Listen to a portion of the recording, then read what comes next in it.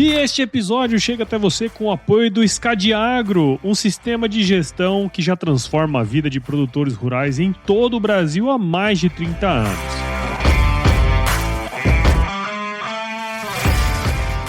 Imagine ter todas as informações financeiras, resultados das safras e obrigações fiscais com um único lançamento e em um único lugar. O Scadiagro permite que você visualize rapidamente diferentes aspectos da sua propriedade, otimizando a gestão econômica da fazenda.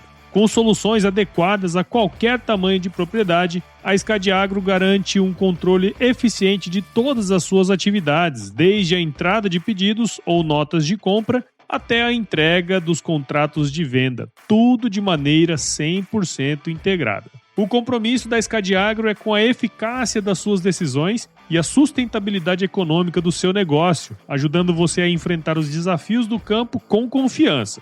E para se aprofundar ainda mais nesse tema, confira o podcast Gestão Rural, que é produzido em parceria com a Scadiagro, onde você encontrará conteúdos valiosos para aprimorar sua gestão no agro. Para saber mais sobre o Scadiagro e como ele pode ajudar sua propriedade, acesse www.scadiagro.com.br e descubra tudo o que essa parceria pode proporcionar para o seu sucesso no agro. Scadiagro, simplificando a gestão para o produtor rural.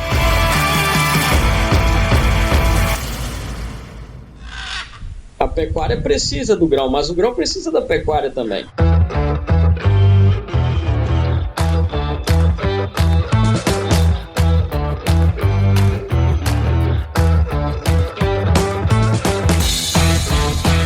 E aí, pessoa, tudo beleza? Estamos começando mais um episódio aqui do Agro Resenha e nesta semana estou aqui com o Salim Jacaúna, qual eu não via há mais de quase 15 anos, né, cara? Que é engenheiro agrônomo pela Federal Rural do Rio de Janeiro, mestre e doutor em Ciência Animal e Pastagem pela Exalc, que foi onde nós nos conhecemos, e atualmente é professor na Universidade Federal do Pará. Salim, muito obrigado por estar aqui com a gente, cara, e seja super bem-vindo ao Agro Resenha Podcast. Ô, Paulo, satisfação é toda minha, mas bom em poder revê-lo, é maravilhoso, que nem você falou, tem pelo menos 15 anos já que a gente não se via, não conversava, né? Verdade. Parece pouco tempo, mas lá se vai 15 anos, né? Mas é uma satisfação. Passa muito rápido, né, cara? Então, vamos aproveitar esse momento aqui.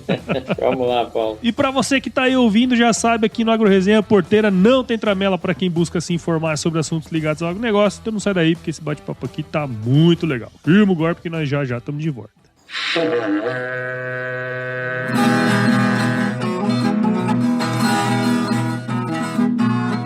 Você já deve ter ouvido a máxima de que é o olho do dono que engorda o boi, certo? Isso é verdade até certo ponto, afinal, só olhar não adianta nada sem uma boa direção. Com base em valores como honestidade, qualidade, inovação nos produtos e excelência no atendimento, a Nutripura, que desde 2002 atua no segmento pecuário, te dá essa direção, oferecendo os melhores produtos e serviços aos pecuaristas, garantindo resultados positivos não só no campo, mas principalmente no bolso. E eu digo isso não é da boca pra fora não, afinal eu trabalhei lá, cara. Eu vi com meus próprios olhos a competência técnica e o cuidado com o negócio do cliente. Siga a Nutripura no Instagram, Facebook, LinkedIn e YouTube. Entre no site www.nutripura.com.br e fique atualizado sobre o que há de mais avançado na pecuária. Nutripura, o produto certo, na hora certa.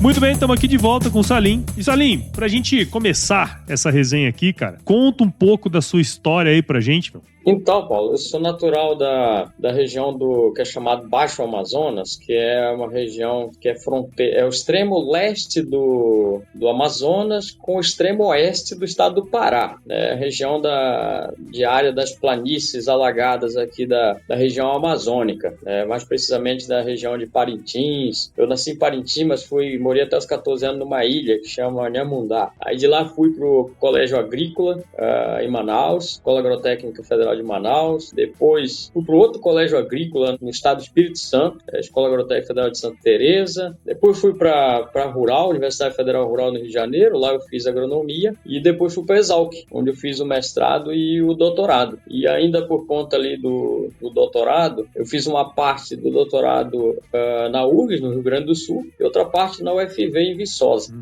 Fiz um período de sanduíche. Do norte a sul do Brasil, né? Sim, quando eu me deparei, eu já estava lá no Rio Grande do Sul, né? Aí eu digo, não, tá na hora de voltar. Eu sou capim C4, né? Eu não sou C3, eu sou C4, gosto de calor, temperatura alta.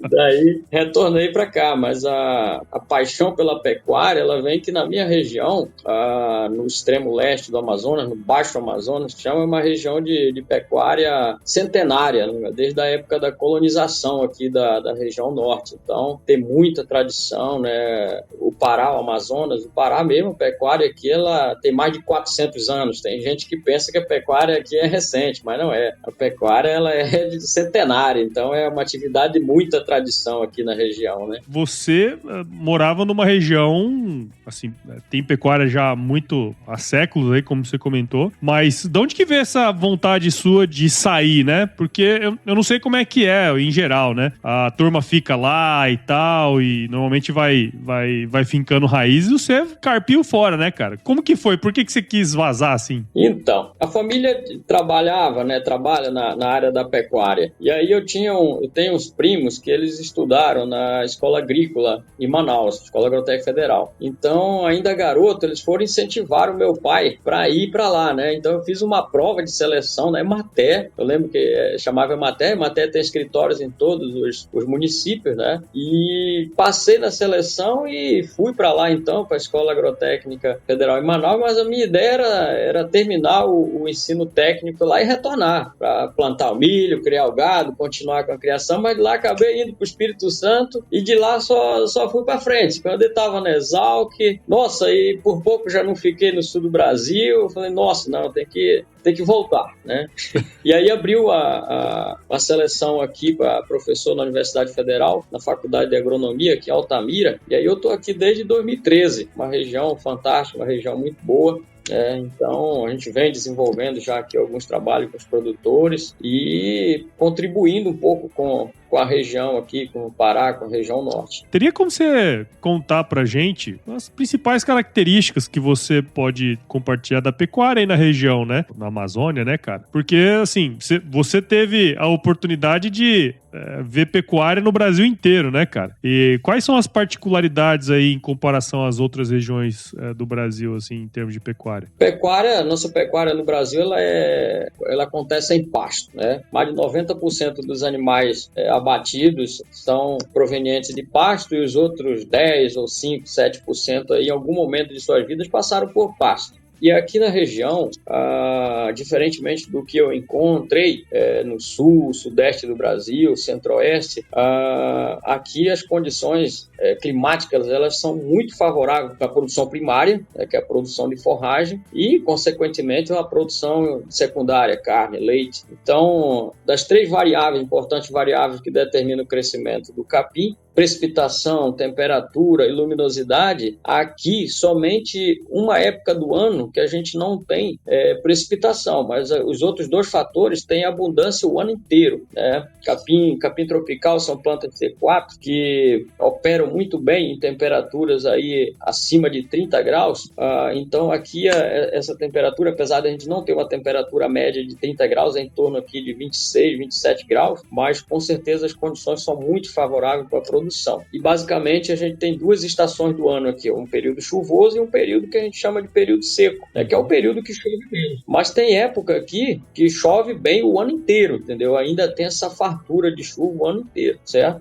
Cara, e isso aí traz pra gente uma outra perspectiva, né? Eu lembro uma vez que, na época lá do CPZ, né, cara, eu trabalhei muito com pecuária de leite, né? E naquela época veio aquele pessoal da Nova Zelândia, né, que foi fazer aquela fazenda em Jaborandi, eu acho, acho, na Bahia ali, né? Sim. E o fato deles escolherem ali tem muito a ver com isso, né? Se você for parar pra pensar que a produção pecuária é toda baseada, a grande maioria, em pastagem, você tem 3 elementos aí que são imprescindíveis, né, pro crescimento do capim. É muito interessante você estar nessa região, né, cara? Se você conseguir trabalhar tecnicamente ali, utilizar bem os recursos, pô, você consegue fazer uma pecuária muito, muito produtiva, né? Sim, com certeza. Tanto é que os números do rebanho mesmo aqui no norte só vem aumentando, né? Se você analisar um histórico do efetivo bovino na região norte, basicamente ali de 1990 a 2013, 2015, o rebanho aumentou aqui 300%. Nossa. O Pará hoje tem o segundo maior rebanho do Brasil,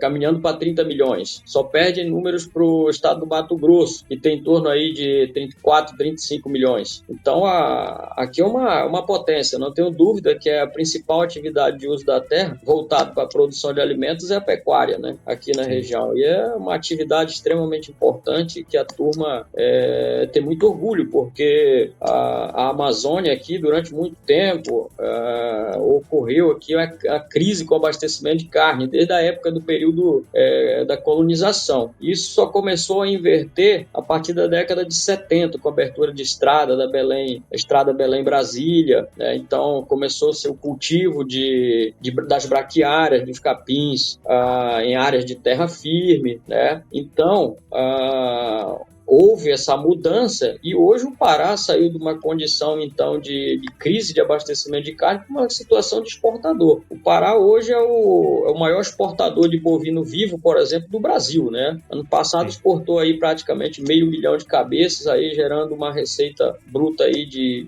aproximadamente 2,5 bilhões. Então é uma potência, né? E cada vez mais se consolidando. E outro ponto também que merece destaque, Paulo, é a produção de grão na região. Tocantins mesmo é o maior produtor da região norte, o Pará é o segundo maior produtor, né? E com a chegada da produção de grãos, isso daí também só tende a melhorar mais a atividade pecuária, porque a pecuária nacionalmente, ela não é uma atividade que de forma ampla, geral, de norte a sul, trabalha com o uso de tecnologia elevada, né? Mas com a aproximação com a chegada da produção de grãos, isso daí só tende a beneficiar a atividade pecuária e melhorar cada vez mais os índices produtivos. Eu até ia perguntar isso pra você, né? Porque, assim, uma coisa que tem acontecido muito aqui em Mato Grosso, eu tô em Mato Grosso, né? Então nós estamos os dois estados, o maior produtor de gado de corte aqui, né, cara?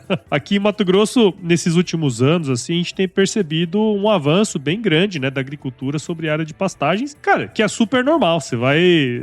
O pessoal vai converter, né? Especialmente aquelas áreas que, de alguma maneira, não estão tão produtivas como elas poderiam ser, né? Muita gente vê isso como uma ameaça, né? Mas se a gente olhar pra isso como uma oportunidade, tipo, vamos ter que melhorar, porque os caras estão chegando aqui, não tem brincadeira, né? Os caras vão colocar calcário na terra, vão colocar adubo e vão produzir soja aqui, porque eles já fizeram isso em outros lugares, né? Exatamente. E não é uma ameaça não, Paulo, porque a pecuária precisa do grão, mas o grão precisa da pecuária também, né? E assim, no Mato Grosso mesmo, o rebanho só aumentou, entendeu? Você vê o rebanho na Amazônia, de forma geral, ali em 1987, era um rebanho total de 22 milhões. Hoje o rebanho, quando você pega... Porque assim, o Mato Grosso, quando a gente fala de Amazônia Legal, o Mato Grosso ele se insere na região da Amazônia Legal, assim como uma parte do Maranhão, né? Então, saiu a Amazônia como um todo, a Amazônia Legal de 22 milhões para um rebanho hoje de 80 milhões aí, entendeu? Então, é extremamente expressivo e daí veio acompanhado com a produção de grãos. Assim, no Mato Grosso a produção de grãos aumentou, mas o rebanho também aumentou. O rebanho não diminuiu. E isso está acontecendo e vai continuar acontecendo aqui no Pará, aqui mais no extremo norte, né? E eu digo que essa região aqui do Pará, norte do Mato Grosso, né, vai ser uma zona, aqui em especial o Pará, vai ser uma zona tampão da produção de alimentos no Brasil, porque assim como o Mato Grosso, evidentemente, a gente não tem esses eventos climáticos extremos, né, Paulo? No Mato Grosso você não vê esses problemas, né? E aqui também não. Aqui é muito bem definido que vai ter um período que vai chover e um período que não vai chover, né? Aí está muito próximo da linha do Equador. Quanto mais você se distancia da linha do Equador, indo mais para o sul do Brasil, as estações começam a ficar mais bem definidas, né? Por outro lado, tem muitas variações climáticas. Aqui não, aqui é muito bem definido que a gente vai ter praticamente 6, 7 meses de período chuvoso e os outros períodos é um período que não chove ou chove menos, né? E que é muito menos impactante esse período do que o centro-oeste, do que o sudeste do Brasil, entendeu? Tanto é que tem amigos nossos que quando vêm para cá, aí que quando começa a chover menos aqui, a partir de junho, julho, agosto, aí o pessoal chega querendo colocar aqueles proteinados, entendeu? Com ureia lá em cima pro gado. Mas não come não, entendeu? Porque tem época aqui que o pasto atravessa a verde, entendeu? O ano inteiro, né? Aí eles querem colocar aqueles proteinados com ureia lá em cima, os animais não consomem de jeito nenhum. É por conta disso, é um ambiente totalmente diferente daqueles que os amigos vêm, né? Do centro-oeste, do sudeste, né? Que São Paulo mesmo, acabou março, começa abril, né? Evidentemente, as temperaturas diminuem, né? Luminosidade também diminui e precipitação também. Ô Salim, você comentou ali antes que vocês estão começando, já começaram a fazer um trabalho com os produtores aí da região, né? Quais são, na sua visão, assim, depois desses anos já de trabalho, né? Já são vários anos aí à frente da universidade e tal. Quais são os principais desafios que você enxerga, assim, para esses pecuaristas aí da região, cara? Paulo, a gente brinca, né, que os produtores aqui, 50% do tempo deles, eles se dedicam com a atividade pecuária, e os outros 50% preocupados com questão ambiental, entendeu? Sim. Então, esse daí é um dos grandes entraves, e também a questão fundiária, né? Tem produtores aqui, por exemplo, que estão mais de 40 anos na terra, e eles não têm título da terra, entendeu? Então, isso aí é o que mais a gente encontra aqui. E, de certa forma, isso daí limita muito o produtor, porque ele tem restrições, por exemplo, de ir ao banco, né? Conseguir um recurso para fazer o investimento na atividade. Então, isso daí eu diria que são os grandes limitantes, né? Antes, aqui nessa região que eu estou, a gente tinha também muita limitação com relação a insumo, né? Calcário, os fertilizantes, mas hoje isso daí já melhorou muito, porque existem as fábricas aqui mais próximas de Belém, ali em Barcarena, né? Os navios chegam, então hoje já tem as fábricas de fertilizantes lá, e calcário também aqui melhorou demais. Nós temos hoje três pontos aqui que a gente consegue chegar calcário para cá, vindo de Itaituba, que pode vir de balsa, de Itaituba até um município aqui próximo, que chama de Vitória do Xingu, e o fertilizante também pode vir de balsa, da região de Barcarena até aqui Vitória do Xingu, que é um município que está a 40 quilômetros de Altamira. Então, a gente passou a fazer dia de campo aqui dentro das fazendas, né? Fazer dia de campo com adubação, calagem, apresentando os resultados desses trabalhos. Isso desde 2013 a gente vem fazendo isso. Então mudou muito, sabe? Quando eu cheguei aqui tinha um distribuidor de calcário só na região toda. Encontrava muito trator de esteira, né? Trator, que aqui o pessoal chama trator mesmo, que a turma fala que é esteira, entendeu? De pneu é jirico. É jirico que eles chamam. É jirico. O cara fala um trator, que trator? Você pensa que é um trator de 100 cavalos, aí 110, 100, enfim. Mas você vai ver, o trator é o pé de ferro, é o esteirão, né? Aí o trator de pneu é jirico, que a turma fala. Então aumentou muito também, o pessoal começou a investir muito na parte de mecanização e melhorou demais, sabe? Legal. A região hoje está partindo também para a produção de grãos aqui. Os confinamentos também estão chegando na região. Há 2 anos não tinha nenhum confinamento aqui. Era 100% dos animais terminados em pasto. Agora já tem confinamentos. Chegou a produção de soja, estão construindo silos. Tá? Então, essa região aqui de Altamira vai crescer demais, Paulo. As empresas, as revendas todas estão chegando aqui na região, sabe? Revendas de grande expressão no Brasil estão chegando. Tinha 1, 2 revendas, hoje já tem quase 10 aqui. Então, o cenário aqui mudou, né? Altamira daqui 5 anos vai ser outro cenário no que se diz respeito à produção agropecuária, e com 10 anos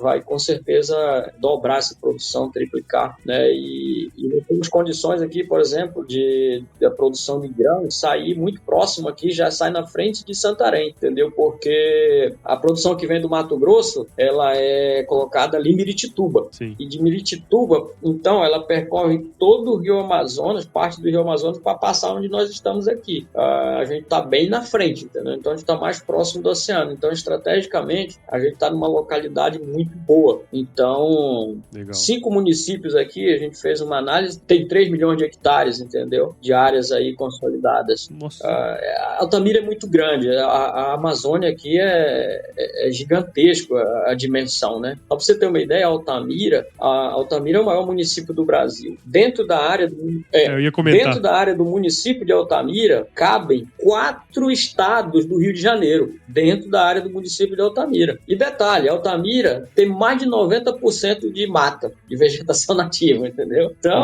o Pará, né? A turma fala demais, tá desmatando, tá acabando. Conversa. O Pará tem aí em torno de 70% a 75% de vegetação nativa, entendeu? E o Pará é algo em torno de 14% do território brasileiro. Você pega o estado do Amazonas é só 2% antropizado, né? 98% é vegetação nativa. O estado do Amazonas é quase 20% do território nacional. Então, a gente vem conseguindo produzir aqui e mantendo os recursos naturais, e a tendência é só continuar. Agora, é lógico que qualquer atividade, o produtor ele tem que ter sobras, né, para ele se manter e continuar gerando emprego, e do quesito da sustentabilidade, que são o tripé, né, questão ambiental, social e o econômico. O econômico é sem dúvida o mais importante, porque se o econômico operar no vermelho, a mata não consegue se sustentar, né? Porque toda a vegetação que está dentro das fazendas é o produtor que arca com todas as despesas, né? Para evitar um incêndio, o produtor tem que fazer os aceros e tudo. Então, isso é um custo, entendeu? Que ele tem, e não tem a ajuda do governo, não tem ajuda de ninguém para ele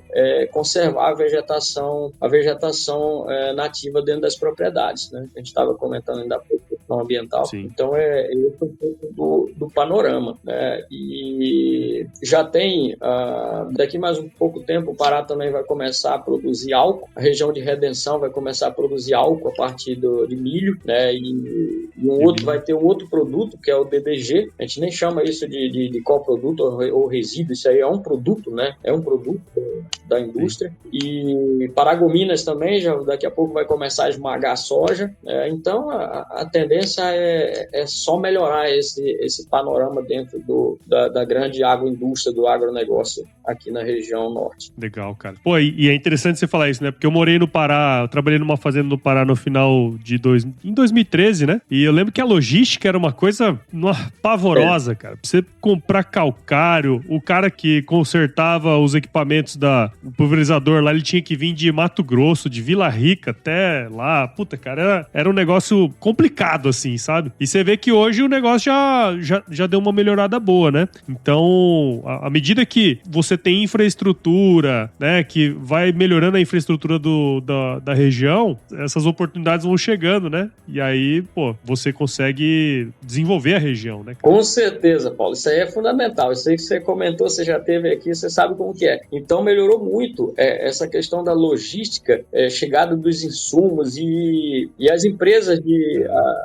as transnacionais também estão se instalando aqui em Altamira, entendeu? As grandes empresas estão chegando, as concessionárias, né? Então, vai facilitar tudo, não tem jeito. As áreas com pastagens, atualmente tem algo em torno de 160 milhões, né, de hectares de pastagem no Brasil. Só vale lembrar que a cultura mais plantada do Brasil não é soja, não é milho, é pasto, né? A turma se engana, mas é pasto. Grão tem em torno de 80 milhões de hectares de grão, mas de pasto tem 160 milhões, né?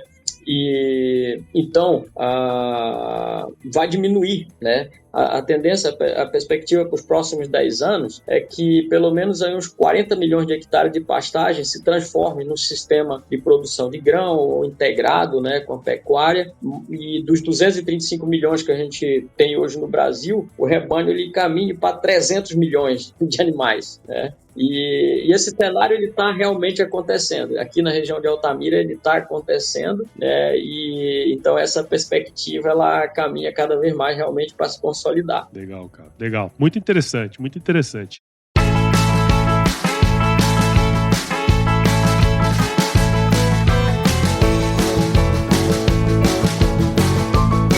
Salim, o título desse episódio aqui, acho que vou colocar pecuária na Amazônia, né? Que é justamente para chamar a atenção. E aí, como eu comentei com você antes, vai aparecer um monte de gente aqui falando mal, sem nem escutar o episódio, né?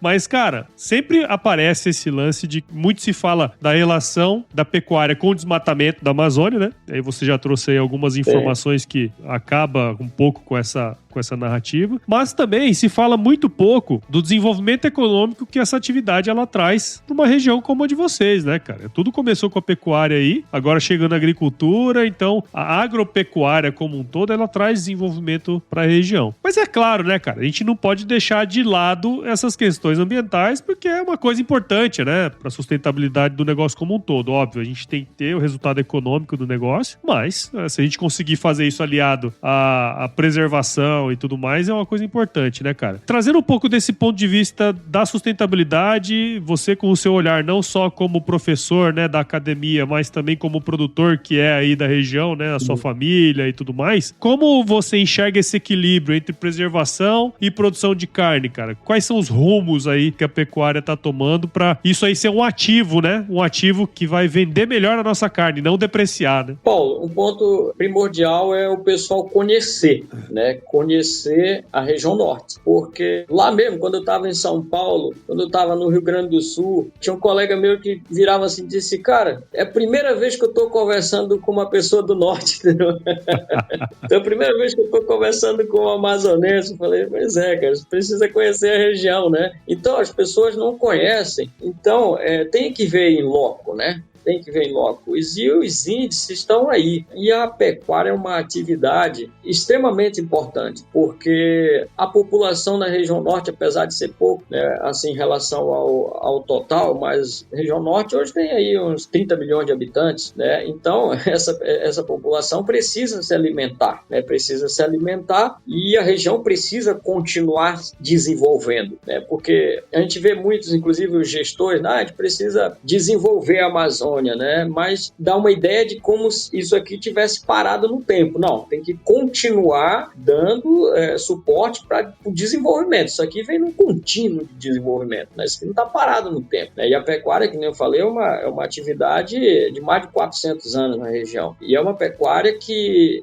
nos índices atuais, ela vem melhorando em nível de produtividade. Você pegar os próprios dados, por exemplo, do Mato Grosso, a média nacional em torno de 3, 4, 5 arrobas por hectare ano, né? Isso daí dá algo em torno aí de 70 quilos de, vamos dizer assim, de carcaça por hectare ano. O Mato Grosso já melhorou esses índices, foi para 80, está caminhando para 90, né? E aqui não é diferente. Então, o que está acontecendo, a gente está crescendo verticalmente, né? O rebanho está aumentando, enquanto a área que está sendo produzida esse rebanho está diminuindo. E isso daí é ser eficiente.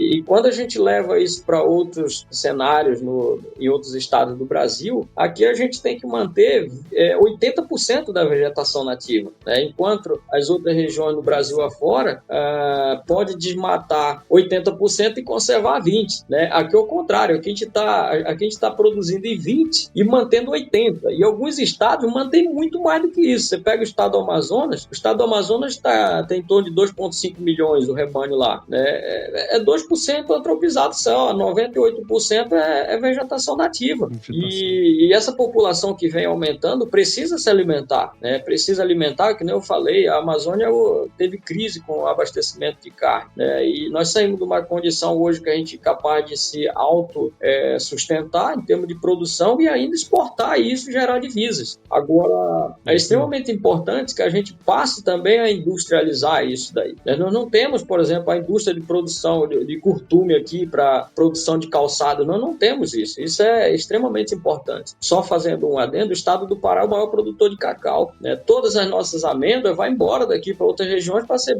beneficiado, fazer o achocolatado e voltam de lá para a gente consumir. Não, a gente tem que produzir aqui, né? Porque essa outra etapa aí é que vai também gerar muita riqueza para a gente continuar desenvolvendo cada vez mais e essas atividades gerando riqueza, né, para a população e isso ser traduzido em melhoria de qualidade de vida. E você vai perceber isso aí acontecendo à medida que as usinas de etanol de milho fossem instalando, cara. É uma coisa de louco, porque você tá beneficiando o milho ali, né? Que, pô, querendo ou não, vai te trazer divisa em relação ao próprio etanol que tá sendo produzido, com o produto, né? Que é o DDG, que na verdade é um baita de um produto aí pros animais. Pô, você vai... muda toda uma cadeia produtiva, né? Com certeza.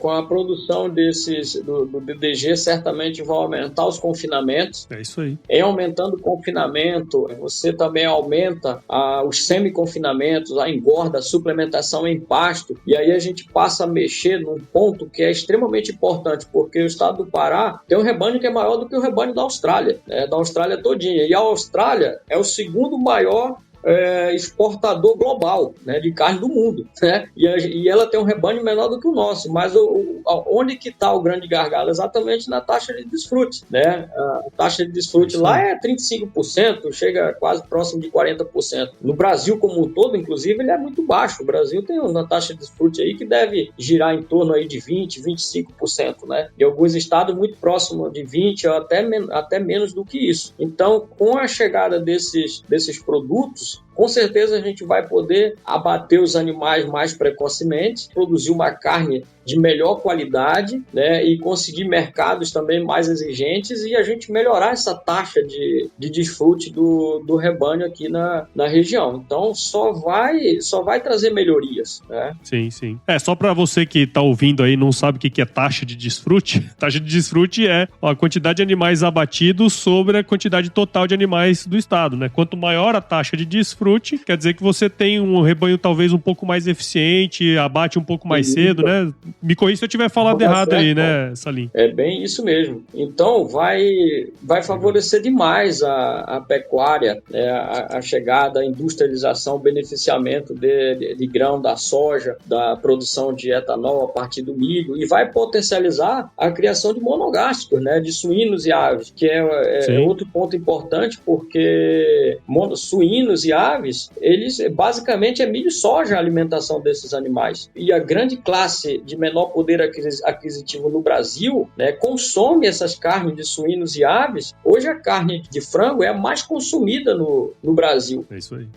Na década de 90, a gente falava que pobre, quando consumia frango, um dos dois estava doente, entendeu? Era muito raro. Era muito raro. Era muito caro. E hoje a proteína mais democrática no Brasil é a carne de frango. Ela supera o consumo da carne bovina e frango consome soja e milho. E tem muita gente que não sabe disso, critica a produção de grão nacional e não sabe o que está falando, né? Porque se a gente diminuir a produção de grão, certamente isso vai ter um impacto tremendo na produção dessas carnes, né, desses monogástricos, e isso irá afetar com certeza o consumo da grande massa da população brasileira, que são pessoas que têm um poder aquisitivo mais baixo. É isso aí, exatamente. Quer dizer, nós estamos dando acesso para quem não tem acesso muitas vezes, né, cara? Então, do ponto de vista social, isso é uma baita de um ganho, né? Que só a agricultura e a pecuária pode dar, né, cara? Com certeza. E Salim, você já deu umas pinceladas aí nas falas que você foi falando aí pra gente, cara, mas como que você vê o futuro da pecuária aí na Amazônia nos próximos 10, 15, 20 anos, cara? Levando em consideração todas essas tendências de mercado que você comentou, práticas de manejo também, pesquisas que vocês estão desenvolvendo aí na universidade, cara. Como que você vê esse futuro aí? Eu vejo que é uma atividade que ela vai profissionalizar cada vez mais. A produção vai aumentar numa área reduzida e com uma qualidade do produto produzido superior ao que existe hoje. Esse aí é o cenário que está caminhando e que eu acredito que ele vai se consolidar, Paulo. Né? E legal, cara, legal. Só vai aumentar, viu? Isso, sem dúvida, sem dúvida, sem dúvida. Vai comentar porque a gente tem os principais consumidores no mundo. Você vê a China, o consumo da proteína ruminante ela é baixa, entendeu? À medida que isso tender a se elevar e a tendência é aumentar o consumo, né, vai ter uma demanda muito crescente por proteína animal. A gente não tem dúvida disso. E poucos países no mundo conseguem produzir tanto em aumento de área como em produção mesmo. Sair de patamares aí de 4, 5 arrobas por hectare, até porque esses níveis são insustentáveis. O produtor que tem esse nível de 4, 5 arrobas por hectare, ele está pagando para trabalhar, né? Então, isso daí certamente saltar para níveis aí de 15, 20 arrobas por hectare, e isso, logicamente, ser convertido em melhorias, né? Sobretudo para a vida desses produtores aqui da região norte. Muito bom, hein, Salim? Daria pra gente falar horas sobre isso aí, cara. Eu gosto muito, assim, quando eu morei no Pará, né, cara, eu era bem mais novo, e via que ali tinha um baita de um potencial, assim, produtivo, né? Só que esbarrava em várias coisas que você comentou aí, né? Parte ambiental, logística, né? E vocês agora também, até pensando nessa parte da exportação, vocês têm o maior exportador de bovinos vivos aí, é o Pará, só que vocês têm uma vantagem também, né, cara? Vocês estão mais perto do porto, então, pô, melhorando a infraestrutura para chegar até ele, cara, ninguém segura, né, cara? É um negócio interessante isso aí também. Exatamente. O que nós comentamos anteriormente, né, de estar aqui em cima. Então, esse acesso ele já é muito facilitado, né? Por isso que, inclusive, vem cada vez mais se consolidando. A tendência é só aumentar esse mercado aí. E você precisa ver a hora que a turma começa a comprar esses animais para exportação. Teve uma época aqui que o bezerro F1, pra você ter uma ideia, estava R$4 mais caro do que o bezerro branco, né? Então é uma loucura. E a turma começa a fazer IATF para produzir os F1, né? E depois o mercado também dá uma esfriada, a turma volta de novo com o Nelore. Enfim, é uma questão mercadológica, né? Mas é muito interessante. Você vê municípios aqui que são totalmente dependentes da pecuária. Se acabar a pecuária, acaba o município, acaba tudo, né? Porque são municípios que são 100% dependentes da pecuária. Tem um município aqui que chama Pacajá, é um município que está caminhando para 1 milhão, o rebanho está caminhando para 1 milhão. Né? Você vai lá, cara, é uma loucura o comércio, como aquilo gira, entendeu? Em função da pecuária. Aí você tem novo repartimento, já tem um rebanho de mais de 1 milhão, em outro município pequeno. Aí você vai já tem Marabá mais à frente, é mais de 1 milhão também, entendeu? Então tudo gira em função da pecuária. A pecuária é o cerne da economia desses municípios, né? São Félix do Xingu. São Félix do Xingu é o município no Brasil que tem o maior rebanho municipal do Brasil, é São Félix do Xingu, tem 2,5 milhões de cabeças. O Pará vai ter aí uns 4 municípios que destacam aí entre os que apresentam os maiores rebanhos entre municípios, né? Se tratando de um cenário nacional. E São Félix aqui no Pará ele se destaca com mais de 2,5 milhões de cabeças. Essa regional que eu tô aqui está caminhando para 4 milhões. Nossa. Então é muito gado, Você vê, você vai para os Estados Unidos mesmo, os Estados Unidos tem um rebanho de 90, 80 e poucos milhões, né? Mas aqui, qualquer município desses aqui tem mais gado do que os estados, independendo de alguns estados nos Estados Unidos.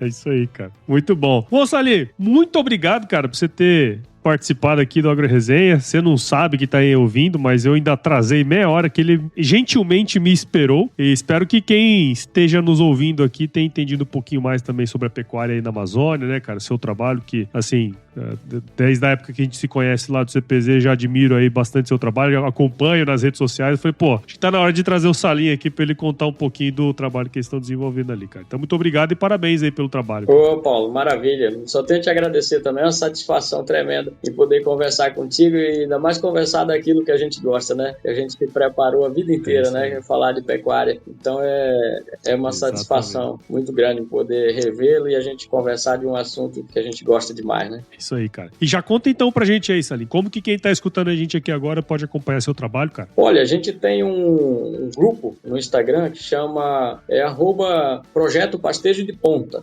Lá a gente divulga os trabalhos que a gente conduz aqui na região, a gente prepara as áreas para fazer o dia de campo. Agora mesmo a gente está com um em campo para fazer exatamente no município lá em Pacajá, dia 12 de abril. Então a gente consegue transferir conhecimento dessa forma. A gente prepara as áreas dentro das fazendas e faz o dia de campo. A gente traz os amigos também de fora, aí do Sudeste, para fazer palestra. Então, dessa forma a gente vai conseguindo transferir bastante do que existe de tecnologia aí que é desenvolvido nas universidades. Legal, cara. Muito bom, muito bom. Agora, ô Salinho, agora vamos a parte super importante aqui do podcast, que é o nosso quiz. Bora lá?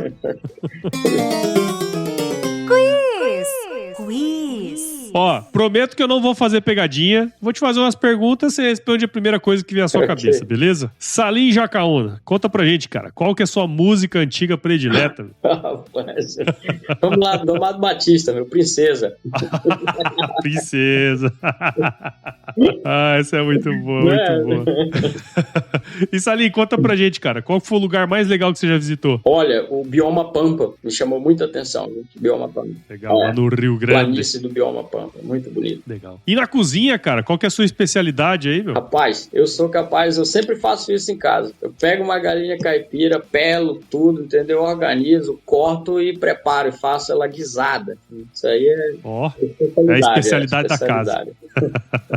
E Salim, teria como você compartilhar aí com a gente algum livro que você leu e que de alguma maneira impactou aí sua vida que você pode compartilhar com a gente, cara? Rapaz, tem algo assim que é mais... eu não bebo bebida alcoólica, né? Mas tem um livro que eu li ainda na faculdade, do Bruno, se eu não me engano, Bruno Thyssen, ele é de Santa Catarina. Ele tem um título assim, É o Alcoolismo uma Doença? Então esse foi um livro muito interessante que eu li ainda jovem, na graduação. Eu recomendo esse livro, viu?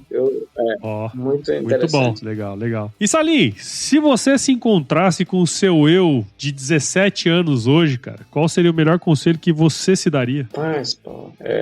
Essa é a mais difícil de todas as perguntas que eu te fiz hoje. Eu sempre fui muito reservado, sabe? Eu acredito que ter saído um pouco mais, ter aproveitado um pouco mais com a moçada, mais junto com os amigos, entendeu? Um pouco mais de festa, talvez isso daí. Tá certo. Muito bom, cara. E pra você que ouviu esse bate-papo meu com o Salim aqui, tenho certeza que você viu o valor de tudo que a gente conversou aqui, afinal você tá aqui com a gente até agora, cara. Então considere compartilhar esse episódio com alguém que vai se beneficiar desse conteúdo. O Agro Resenha cresce na medida que você participa com a gente desse processo aqui. Então assine o Agro Resenha em qualquer agregador de podcast, Apple Podcast, Spotify, Amazon Music, a gente tá em todos eles. Acompanhe também os outros podcasts da casa aqui, viu, Salim? A gente tem o Baseado em Fatos Rurais, que é o primeiro podcast de storytelling do agronegócio aqui no Brasil. E tem também o Brasil que Produz, que é uma série que sai em temporadas aqui do Agro Resenha, que também está no YouTube em vídeo. Siga as nossas redes sociais, o Instagram, Facebook, LinkedIn e no X. Entre no nosso grupo do WhatsApp, nosso canal Telegram, o link está no nosso site, www.agroresenha.com.br. E escreva para contato@agroresenha.com.br se você quiser mandar a sugestão de entrevistados, mandar um oi aí pra gente. A gente adora receber ois, tá certo? Salim, eu tô numa gripe lascada aqui, minha voz tá super anasalada, mas eu não vou deixar de falar a frase emblemática que eu sempre finalizo os episódios aqui, que é o seguinte, cara, se chover, não precisa molhar a horta não, tá bom? Maravilha, valeu, meu amigo. Fica com Deus. Um abração.